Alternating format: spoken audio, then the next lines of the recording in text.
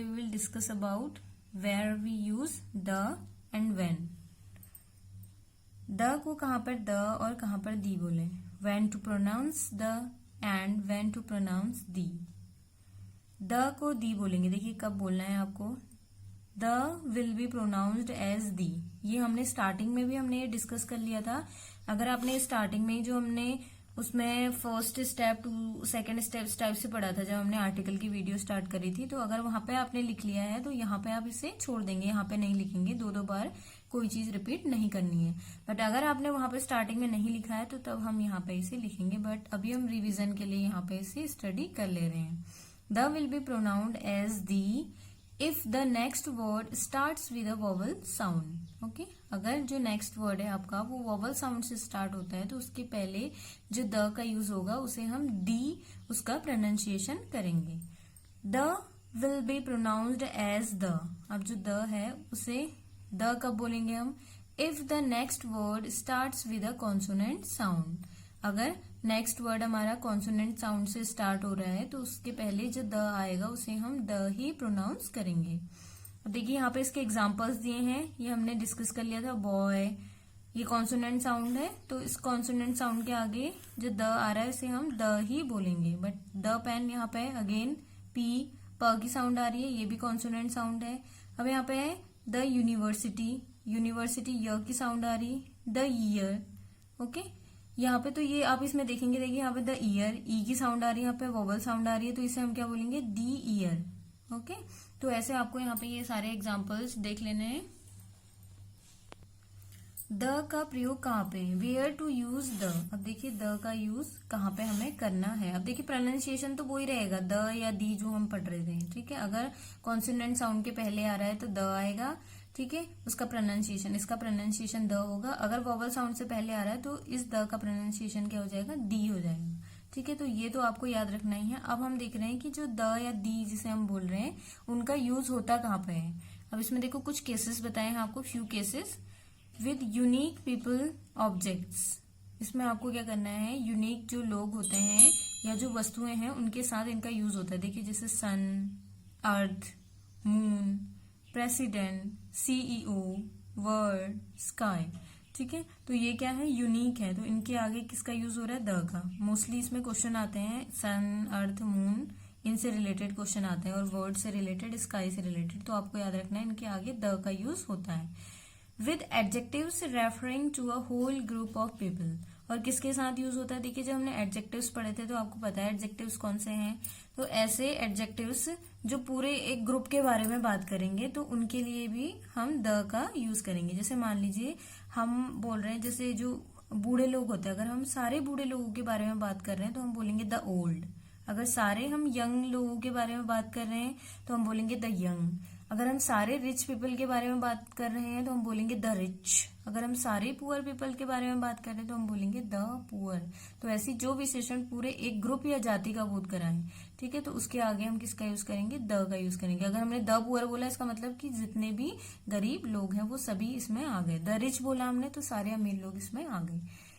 With famous buildings, museums and monuments. Okay, इसमें क्या आ गया, देखिए फेमस बिल्डिंग्स आ गई आपकी, जितनी भी फेमस जो बिल्डिंग्स होती हैं, म्यूजियम्स हो गए जो संग्रहालय होते हैं आपके, मॉन्यूमेंट्स हो गए जो स्मारकें होती हैं, तो वो सारी उन सभी के साथ हम द का यूज करते हैं. जैसे ताजमहल, इसके आगे हम किसका यूज करेंगे, द का. The Taj Mahal. The Qutub Minar, the Lal Qila, the Eiffel tower, the globe etcetera. देखिए यहाँ पे द ग्लोब तक है.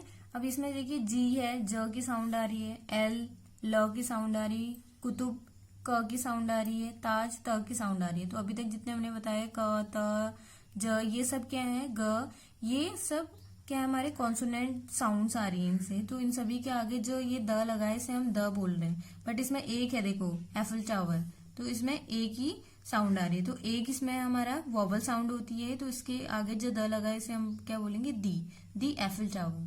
ओके, अब देखिए नेक्स्ट है with superlative degrees of an adjective. अगर एडजेक्टिव की देखिए 3 डिग्री होती हैं. ओके, पॉजिटिव, कंपैरेटिव और सुपरलेटिव. अब ये कैसे हैं, जब हम एडजेक्टिव का जो हमने चैप्टर भी पढ़ा है उसमें जब हम इसके एडवांस वीडियो में जाएंगे तो उसमें आपको वो पता चल जाएगा. जैसे हाई, हायर, हाईएस्ट, मान लीजिए हाई HIGH है, ये फर्स्ट डिग्री भी बोलते हैं इसे, और पॉजिटिव डिग्री भी इसका नाम है। सेकंड हो गया हायर, ER ऐड हो गया, तो ये सेकंड डिग्री इसे बोलेंगे, या फिर कंपैरेटिव डिग्री। थर्ड है हमारी ये हाईएस्ट, ठीक है, तो ये थर्ड डिग्री हो गई, या फिर सुपरलेटिव डिग्री। तो ऐसी एडजेक्टिव की जब सुपरलेटिव डिग्री की बात होगी तो उसके आगे हम द का यूज करेंगे, the highest, the most, the lowest. Okay, with ordinal numbers, क्रमवाचक संख्याओं से पहले, ठीक है। देखिए क्रमवाचक संख्याएं कौन सी है, ऑर्डिनल नंबर्स कौन से होते हैं, फर्स्ट, लास्ट, सेकेंड, थर्ड, ये क्या होता है, ऑर्डिनल नंबर्स होते हैं। तो इनके आगे भी क्या यूज करना है, द का यूज करना है। With countries whose name include words like kingdom, states और रिपब्लिक, ऐसे देशों के नाम जिनके आगे क्या लगा है, जिनके नाम में किंगडम लगा है, स्टेट्स लगा है, या रिपब्लिक लगा है, ठीक है। देश के नेम के आगे अगर किंगडम, स्टेट्स, रिपब्लिक ये वर्ड्स आए हैं, उनके आगे ये वर्ड्स जुड़े हुए हैं, तो तब हम उनके आगे क्या लगाते हैं, द का यूज करते हैं। जैसे the United states, the United kingdom, the Republic of Ireland, etcetera, इस टाइप से। ओके, नेक्स्ट है with reverse, canals and oceans. Okay, देखिए रिवर्स आ गए आपकी नदियों के, कैनल्स आपकी हो गई नहरें, एंड ओशियंस हो गए आपके सागर। तो इन सभी के आगे द का यूज होता है, जैसे the Gangas, the Nile, the Atlantic, the Pacific, etcetera.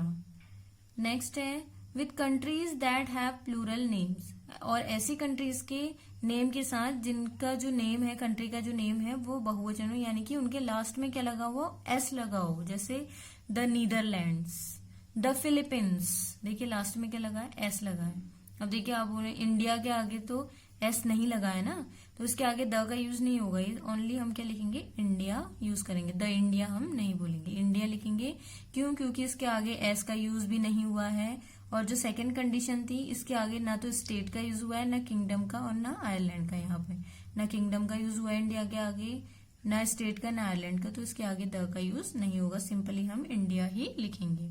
Next है with the names of families, परिवारों के नाम के साथ। जैसे हमने बोल दिया ये क्या है, ये राणास की फैमिली है, ये खान्स की फैमिली है, ये रावत की फैमिली है, ठीक है। तो हम क्या बोलते हैं, the Ranas, the Khans, the Rawats, the Guptas, the Jacksons, etcetera. तो इस टाइप से भी आपको इनके आगे क्या यूज करना है, द का यूज करना है।